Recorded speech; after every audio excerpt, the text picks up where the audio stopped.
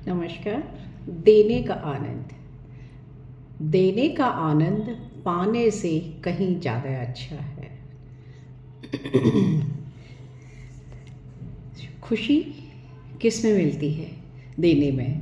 लेकिन देने का जो सुख मिलता है उससे कई ज़्यादा गुना बहुत ही आध्यात्मिक और आत्मिक सुख, नैतिक उद्देश्य से अगर देखा जाए, नैतिक मूल्यों के हिसाब से देखा जाए, तो ये केवल एक नैतिक व्यावहारिक पक्ष ही नहीं, ये आत्मिक विकास का पक्ष है। आत्मिक विकास का, देने का जो सुख अलग ही होता है। जब हम बिना किसी अपेक्षा के या किसी की मदद करते हैं, किसी के दुख और दर्द को बांट कर उसे बेहतर बनाते हैं, तो आपके मन में जो सुकून आता है, उसका जो संतोष और सुकून है, उसको खरीदने से नहीं मिल सकता। उसका आनंद अलग है। विज्ञान भी कहता है, जब आप किसी की मदद करते हैं, गुड फील करते हैं, तो आपके अंदर हार्मोन्स ग्रोथ होते हैं, डोपामाइन और ऑक्सीटोसिन रिलीज होते हैं। डोपामाइन और ऑक्सीटोसिन के रिलीज होने से केवल एक छोटी सी मदद करने के बाद आपके शरीर के अंदर वो केमिकल चेंजेस आते हैं, जिससे आपका मन आनंदित हो जाता है और देने से ज़्यादा कई गुना अधिक लाभ और आनंद, मन को सुकून आप प्राप्त कर देते हैं। तो पाना खुशी है, पाना खुशी है, जो देने में आपको खुशी मिलती है। लेकिन उसको पाना, आप पाते हैं कोई चीज़ तो खुशी है, लेकिन जब आप उसको देते हैं तो उसी खुशी को वो गहरा कर देती है, बहुत ही गहरा कर देती है। योग भी हमें यही सिखाता है।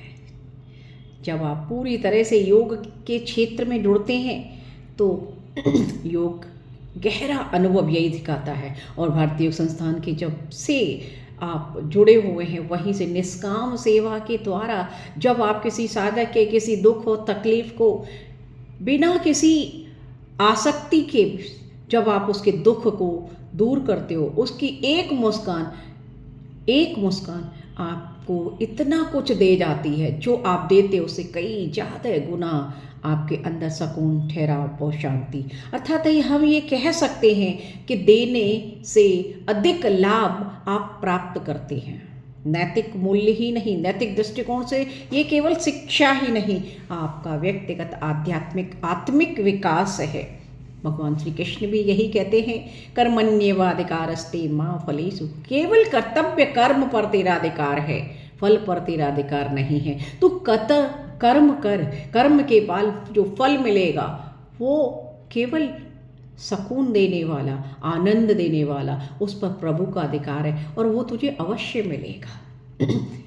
महर्षि पतंजलि ने भी अपने योग सूत्र में जब यम और नियम की साधना और अनुष्ठान करने के लिए कहा, तो उन्होंने अपरिग्रह का पालन करने का, अनुष्ठान करने का, नॉन प्रोग्रेसिवनेस का उल्लेख किया। उसमें भी यही कहा है कि जब एक साधक, जब एक व्यक्ति अपने जीवन में चीज़ों का कम से कम संग्रह करता है, तो उसका मन शांत रहता है, सकारात्मक ऊर्जा रहती है। और उसी को इस व्यक्ति को जब आप अपरिग्रह का पालन करते हैं, तो दूसरों को देने में जो आनंद लाता है, वही वस्तु आप दूसरे को जब देते हैं तो आपको सुख और सुकून मिलता है। अनुष्ठान के पालन से आपके अंदर सिद्धियां प्राप्त होती हैं। अपरिग्रह का पालन करने से मन जहाँ शांत होता है, वहीं उस शेष वस्तु को जब हम दूसरे व्यक्ति को देते हैं तो आनंद से भर जाते हैं।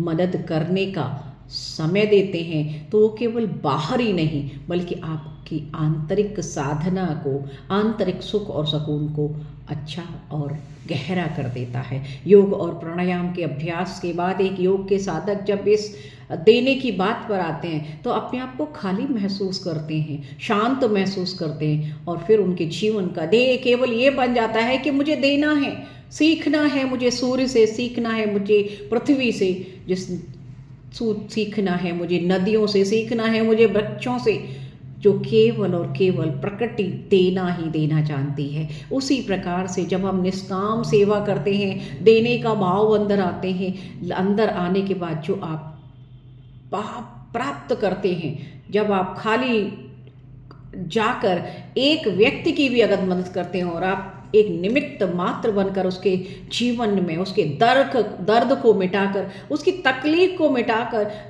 उसके मन को शांत करते हैं, तो उसकी एक मुस्कान आपको जो प्राप्त करवाती है, जो सुकून देती है, वो कई ज़्यादा गुना अच्छा और मददगार होता है। धीरे से हम अगर महसूस करें तो निष्कर्ष यही निकलता है कि पाना हमें क्षणिक सुख देता है, लेकिन देना हमें स्थायी आनंद देता है। Thank you so much. Hari Om.